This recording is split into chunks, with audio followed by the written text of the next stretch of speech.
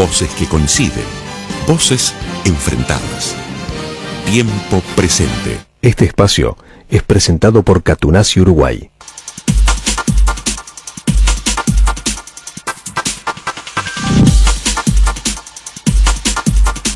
Señores, desde temprano lo estábamos anunciando. Se trata de una de las figuras que fue, y estamos hablando del fue. Ahora vamos a ir a lo que es a través de este diálogo. Fue una de las figuras, una de las apariciones brillantes que tuvo el mundo de la política dentro del Partido Colorado, dentro del periodismo, allá por la década del 80, jovencísimo, creó una corriente con gente muy talentosa, de la cual salieron luego figuras muy relevantes. Ustedes la recuerdan, la corriente ballista independiente. Tuvo un papel relevante, muy relevante, en las elecciones internas en plena dictadura.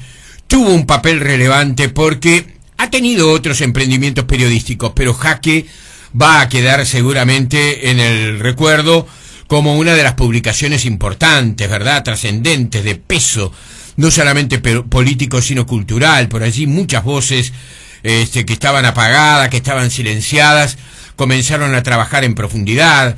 De allí se recuerdan las contratapas de Maneco, ¿se acuerdan? Formidables. Bueno, Jaque fue un capítulo muy fuerte. De allí en adelante, Manuel Flores Silva, estamos hablando de él, tuvo una suerte política variada, y en los últimos tiempos hubo como un distanciamiento, no digo de la política, pero sí de la actividad pública. Y en los últimos tiempos, en los más recientes, ha habido un acercamiento a la vida política. Aquella figura que apareció como una de las cosas más brillantes de su generación, que luego se apagó, ahora vuelve a escena. Hay que prestarle atención. ¿Cómo estás, Manolo? Buen día. Un buen día, un saludo a toda la audiencia, obviamente. Un saludo a ti. Recordamos en esto de las vueltas de la cosa pública, que nos conocimos hace ya unos cuantos años. Vamos a no decir cuántos, porque... No, déjalo ahí. Siendo tú y yo pero tan somos joven, jovencísimos, claro. Pero además nuestros padres tenían muy buena relación. Sí, yo te recuerdo a vos. Papá admiraba mucho a Maneco. De naranjo, como se decía. Sí. Y bueno, acá a tus órdenes. Me gustaría que me preguntaras así como a rajatabla, así como a ver. Sí, las cosas que quieras. Bien.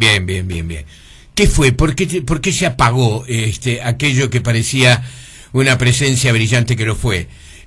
Porque la persona seguía siendo brillante. ¿Qué hubo de bueno? ¿Qué pasó en el país? ¿Qué hubo de malo? Hubo equivocaciones, son los vuelcos que tiene la vida, política y personal, los altibajos que todos vivimos, la montaña rusa en la cual estamos trepados desde que nacemos. ¿Qué fue lo que pasó?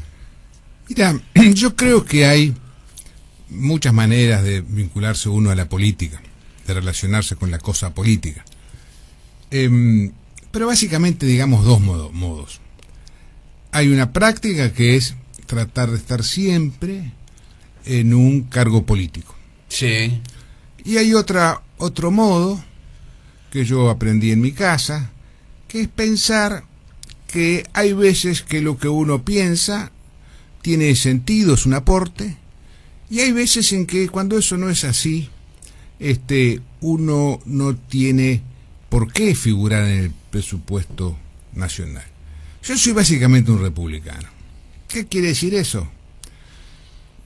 El republicano es, una cosa es la democracia, que elige sus representantes, es eso, es el soberano, el pueblo elige representantes, y otra cosa es la república, que es un sistema de instituciones que controla el poder, y controlando el poder da derechos a los ciudadanos. Entonces la república divide el poder en poderes diferentes, legislativo, judicial, ejecutivo. La república controla tribunales de cuentas, comisiones de ética. La república vigila. Como decía un francés importante, la república es la organización de la desconfianza, porque sabe que allí donde se acumula poder en demasía, eso quiere decir que en otra parte de la sociedad está faltando poder. Entonces se está dejando gente sin poder. Un republicano es un hombre que tiene una concepción austera de la política, que básicamente ama el llano, y hay momentos en que puede ser útil. Claro. Por ejemplo, había una dictadura, como tú mencionabas. Sí. Había que trabajar contra eso, había más o menos que recuperar el Uruguay cultural. Ese fue el proyecto Jaque, la identidad democrática cultural del país, que había estado silenciada, por decirlo menos. Y bueno, se hizo un emprendimiento periodístico, un proyecto político, etcétera. Hubo que colaborar con una transición, muy difícil transición. Se hizo. Sobre el fin de la década del 90, yo empecé a pensar que había una cierta opacidad en la vida pública. Y saqué una revista Postdata, Sí. que fiscalizó el poder cualquiera fuera el partido que estuviera, incluso el mío. Me costó unos pocos disgustos, obviamente, pero era mi función. Antes de Postdata y después de Postdata, yo he trabajado durante más de 20 años, 21 años, para organismos internacionales, básicamente Naciones Unidas, como consultor en diferentes países de América Latina en ingeniería institucional, básicamente. Al principio se llamaba gobernabilidad, luego se llamó instituciones.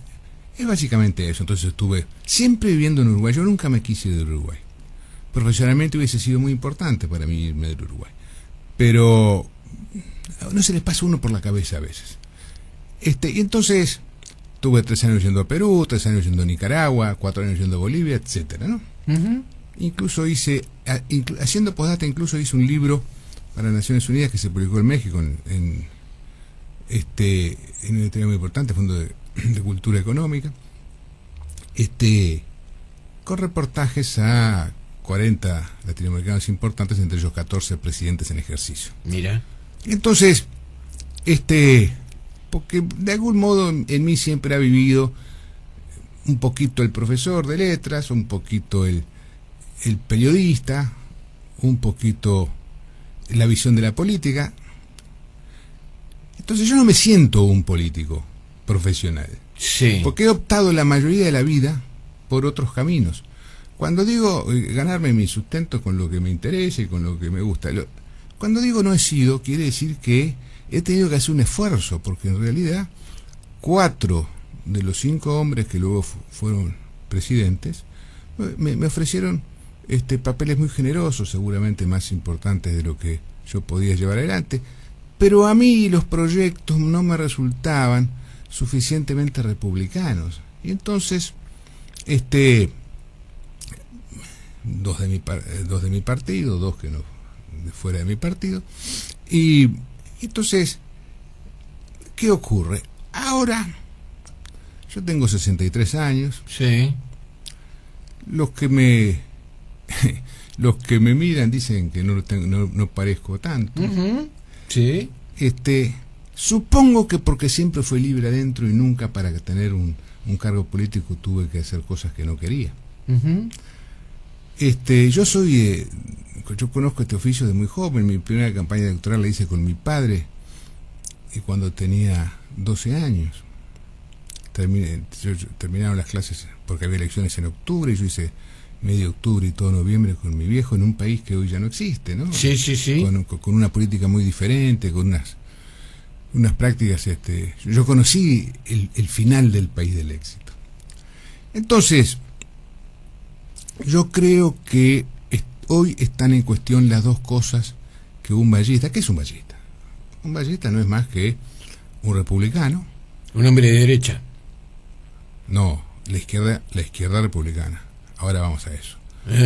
Para mí, lo escucho todos los días. La izquierda está en un lado y la derecha está en el otro. Yo no creo ni en la izquierda ni en la derecha. Está bien. Pero, me gusta que me preguntes así porque sí. me obligas a ser claro. Mira, sí. En el mundo ha habido durante los últimos 60, 70 años un enfrentamiento muy fuerte entre la izquierda republicana y la izquierda socialista. Sí. Nosotros hoy tenemos un gobierno de izquierda socialista. Sí. Por lo cual la izquierda republicana se siente compungida. A ver, la izquierda republicana no puede convalidar pronunciamientos populares. Sí. El gobierno gobierno actual, en su derecho y con su óptica, desconoce los pronunciamientos populares, 2 plebiscitos. El republicano cree en la división de poderes y en el respeto a la Suprema Corte. Acá, la Suprema Corte ha sido vilipendiada, vapuleada. El republicano cree en la libertad de prensa. Una vez el presidente de la República, quien nombra con respeto institucional y con respeto personal, pero que es un hombre que se equivoca, llamó a las empresas, a los presidentes de empresas públicas, y les dijo que aquellos medios de comunicación que publicaran crónica policial no tenían que tener publicidad. Una barbaridad. O un día la señora del presidente, senadora, primera senadora del gobierno, dice que el ejército tiene que ser, las Fuerzas Armadas tienen que ser responder, sí, al Frente Amplio. Entonces, una sensibilidad republicana no cree que lo político esté por encima de lo jurídico. Y eso pasa en la práctica de todos los días. Porque cuando el presidente denigra un medio de comunicación como La Diaria, dice de todo La Diaria, desde Washington, y a la semana siguiente lo proclama el medio que tiene que tener que tiene los méritos para hacer un canal, y destituye a otro que le había adjudicado en principio. ¿Qué es lo que está pasando? Como decía Artigas, la validad de los hombres debe estar controlada por las normas del derecho, ¿no? Estamos en la veleidad de los hombres.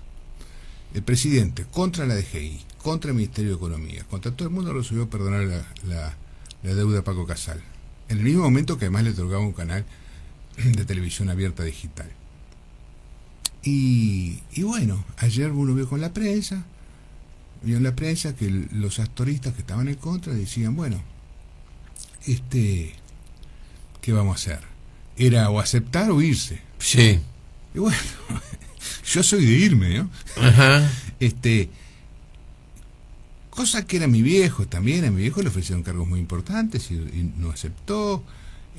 Bueno, pero es una concepción, volviendo a tu pregunta, sí, es una concepción de cómo está uno con la vida pública. Aquella frase de Kennedy, no preguntes qué te pueden dar los Estados Unidos a ti, sino qué puedes dar tú por los Estados Unidos. Yo digo, en este momento tenemos las dos cosas en crisis. El sentimiento republicano, porque se dan licitaciones, no se hacen licitaciones, nunca había pasado en el país que de gastos multimillonarios, cuando el Tribunal de Cuentas los observaba, se retiraban gastos de 10.000 pesos, porque faltaban de las 3 firmas una, yo qué sé, y estaba mal además, pero yo qué sé, cuando me acuerdo que yo tenía postdata, cuando el Tribunal de Cuentas estuvo contra la terminal de contenedores, cayó esa licitación, o cuando estuvo contra el aeropuerto Carrasco, cayó esta licitación. Ahora no, ahora se compra una central entera, Tigre, sin licitación. El Hotel Casino Carrasco se dio contra la opinión del Tribunal de Cuentas, y así la Antel Arena se hace contra el Tribunal de Cuentas. Entonces la República cruje.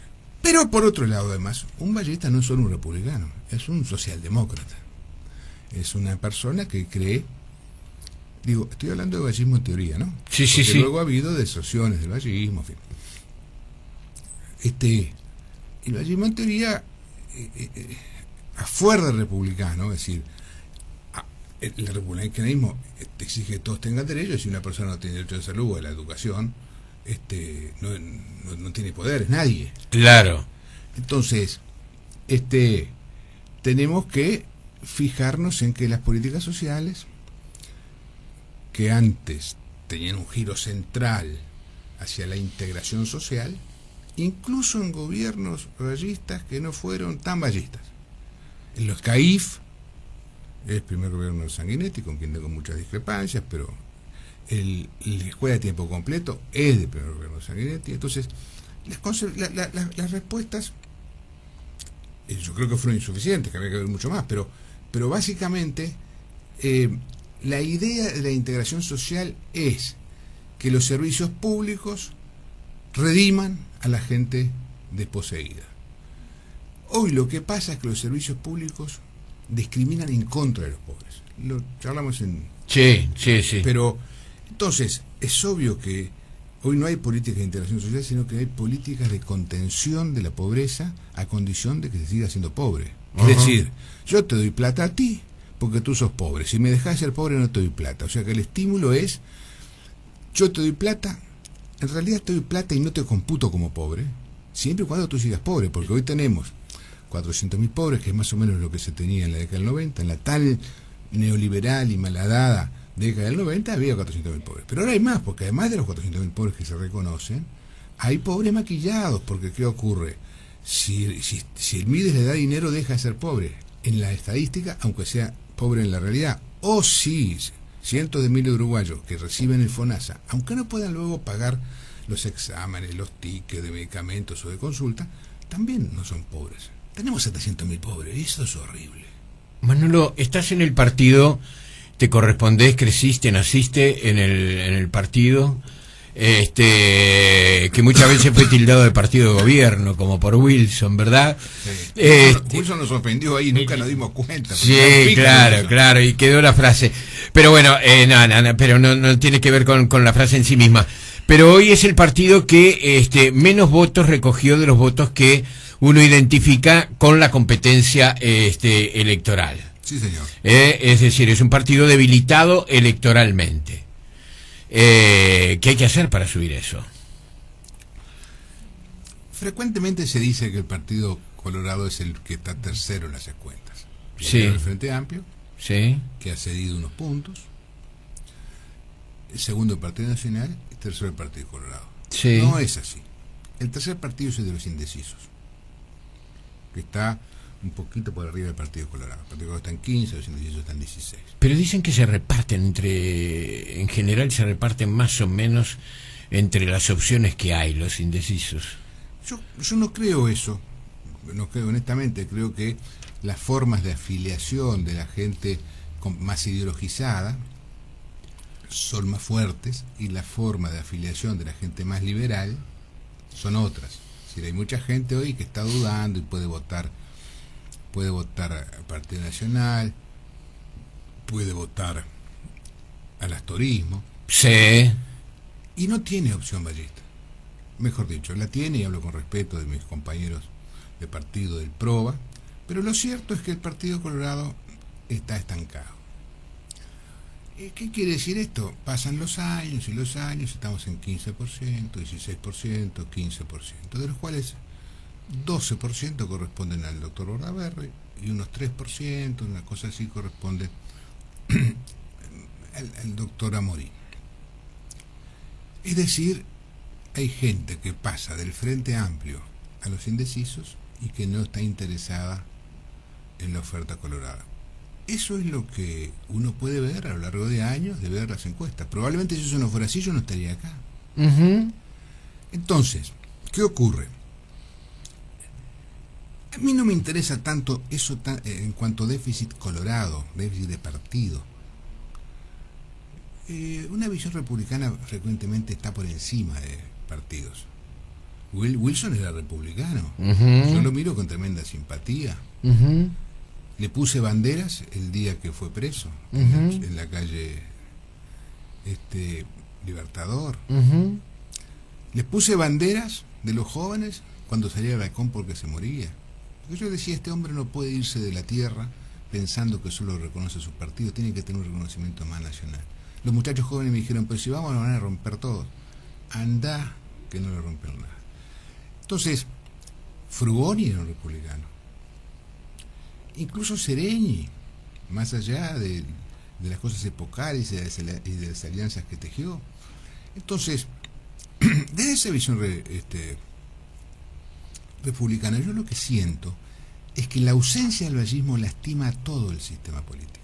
Porque acá está pasando el actor que se erice cuando hay antirrepublicanismo institucional, pero que además sea la plataforma de propuestas de políticas sociales.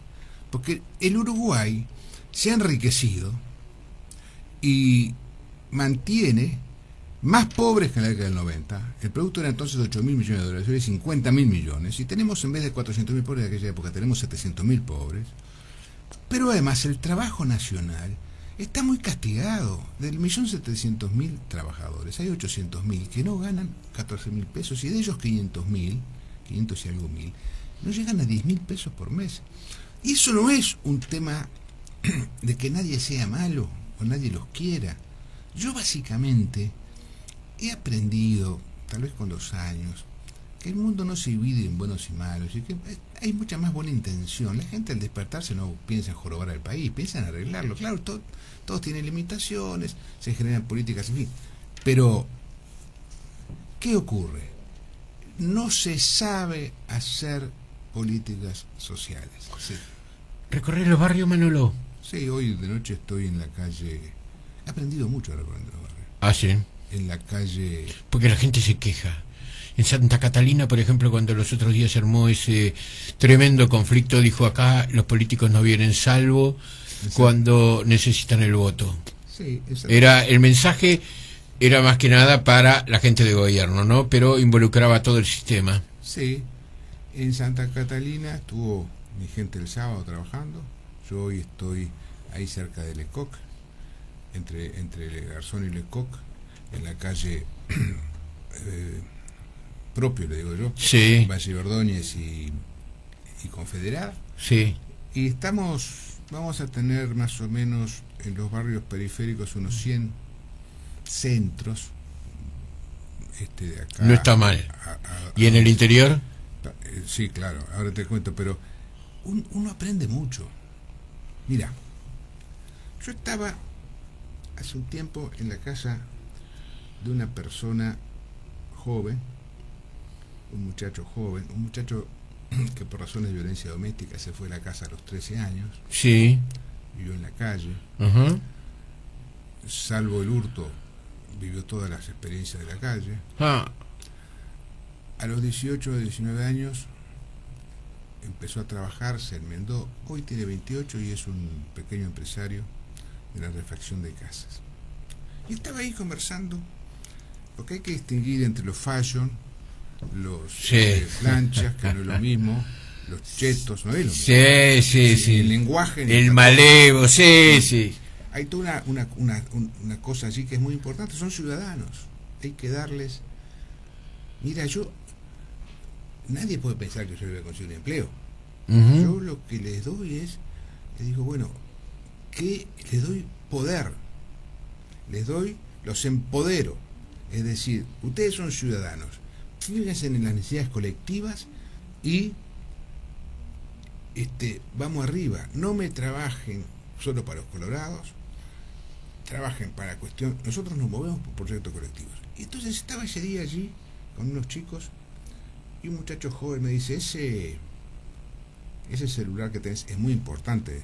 ¿Qué celular tiene uno en los barrios? Sí. Me dijo: ese celular cuesta 2.500 pesos.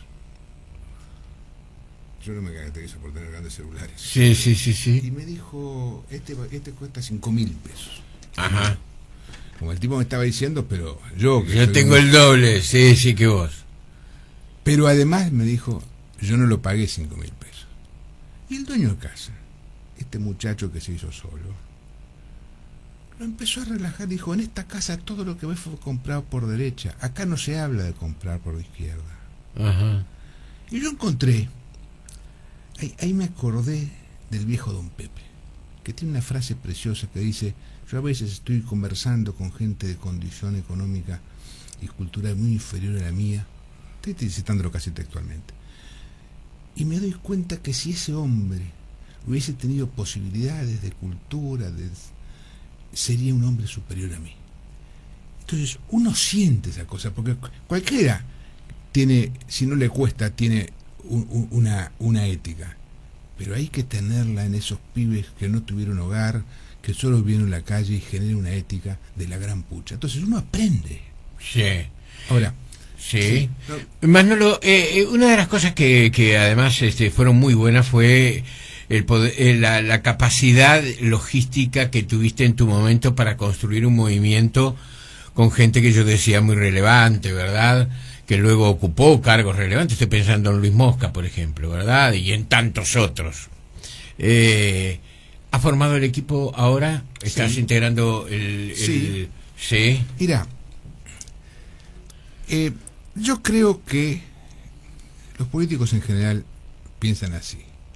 Voy, contrato con un aparato, Sí. cualquiera, en un barrio, un tipo que tiene 3 clubes o en un departamento.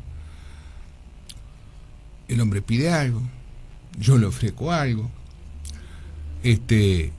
y el tipo pone Juan Pérez, en mi caso, Sí. Dios, Ujú. presidente, Sí, intendente, sí. lo que fue. Y en realidad eso no es nada, eso es un acuerdo vacío. Yo creo que es al revés. Yo creo que las propuestas de ideas y de política, las propuestas forman los grupos. Mira, me fui a Salto 2 veces. Sí. Hablé en 7 medios de televisión, porque ¿qué pasa? Hablé en los 2 noticieros Ujú. y hablé en los programas, que son, hay muchos programas. Claro. Hablé en todos ellos. En 2 en particular, que son bastante picantes. Sí. Hay muchos periodistas en el interior muy Penetrantes. penetrantes. Además, como viste, es que hay bastante tiempo. Sí. No es la televisión de Montevideo que cosa. Se cultiva todavía el diálogo. Entonces, me fui a los 3 diarios que hay allá. Me fui a como 4 o 5 programas de radio. En las 2 visitas y me vine. Sí. Se ha formado un grupo muy fuerte. Hay 3 ex-ediles del Frente que se están viniendo. Sí. Hay un edil actual del Frente que se está viniendo.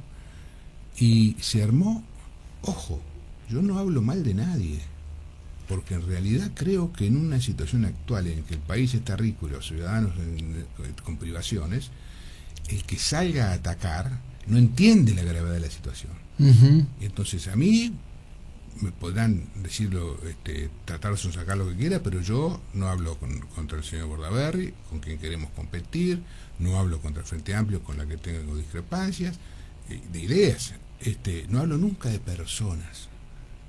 Yo soy liberal y republicano. Un liberal no cree que el mal exista. Un liberal cree que existe el equívoco, que es diferente.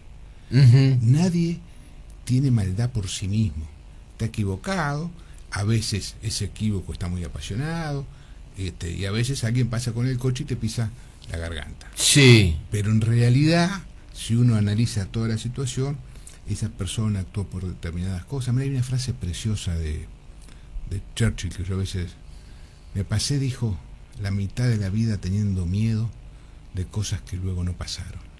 Es decir, muchas veces la gente se mueve por sus miedos y te pega una puñalada sin que vos sepas por qué, es porque te tiene miedo. Sí, o temor. Entonces, cuando uno da un paso atrás y mira un poco porque ya Con perspectiva, la ya cancha. tenemos unos años, yo no puedo tener la misma lógica que tenía hace 30 años, porque entonces perdí el tiempo.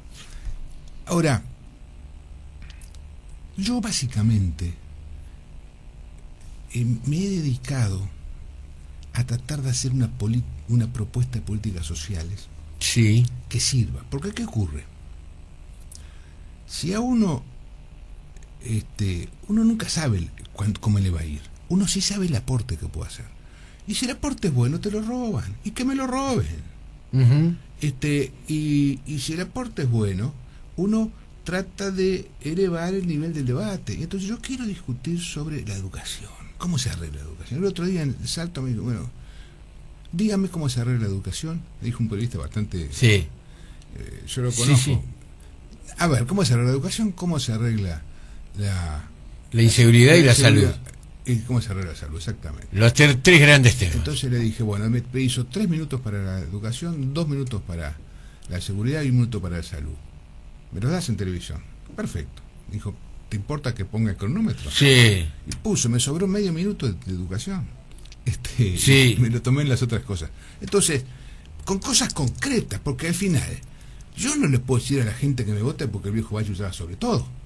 Claro. Hace 100 años hizo un gran país, pero después se deshizo, y en el país que se deshizo tuvo responsabilidad nuestro partido también. Entonces, no es así la cosa. Bueno, vamos a seguir conversando en una próxima ocasión. Seguramente el año 2014 nos va a permitir vernos con más frecuencia. La última pregunta, ¿qué aspiras a obtener el año próximo? Mira, yo creo que el vallismo es hoy un gran agujero político. Hay mucha gente, los veo en la calle.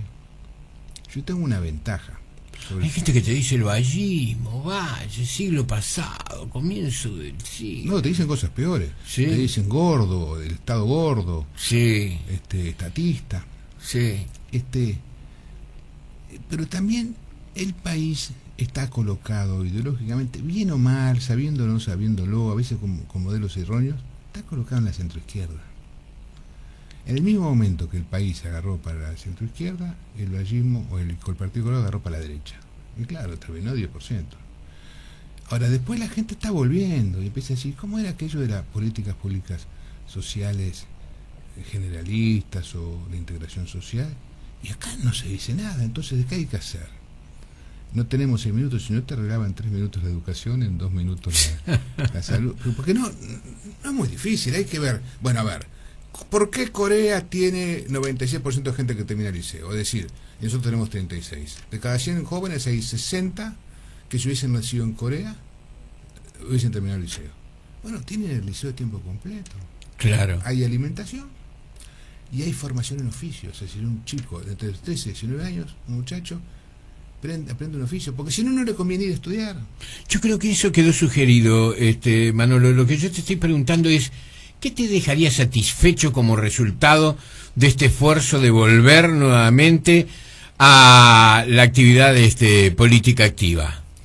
Que el republicanismo socialdemócrata, sí, que tuvo forma de vallismo en el pasado, y yo creo que recompuesto ideológicamente en el futuro, el racionalismo en política social, sí, tiene que ser un gran actor. Y a mí, que estaba tranquilo en mi casa, ahora estaba estudiando por encargo de un programa regional de Naciones Unidas, estaba estudiando, fíjate el problema, en qué medida Brasil juega para sí mismo y en qué medida Brasil juega para la región. Por lo cual me fui a hablar con Marco Aurelio García en Brasilia, me fui a hablar con Dulci, que fue el ministro de la presidencia de los 8 años de Fernando Henrique. De Lula. De Lula. Después estuve hablando con académicos, en fin. Saqué la conclusión modesta de que Brasil juega para Brasil, porque es sin duda. Entonces, y eso era un informe para todos los países limítrofes. Y estaba en eso y dije, pero mi país, no hay propuesta republicana socialdemócrata, no hay izquierda republicana fuerte. Y yo tengo 63 años, vos conociste a mi viejo. Sí. Baja de arriba y me muele a patadas. Y entonces, sí, yo no soy político, tengo que meterme en una praxis loca. Sí. Sí. Tengo que gastar plata que no tengo. Tú conoces todo eso. Sí. Pero yo quiero dejar al vallismo como un actor en el país. Si después el destino me lleva 10 minutos después porque me pisa un coche y yo dejo ese actor, yo estoy feliz. ¿Por qué? Porque creo que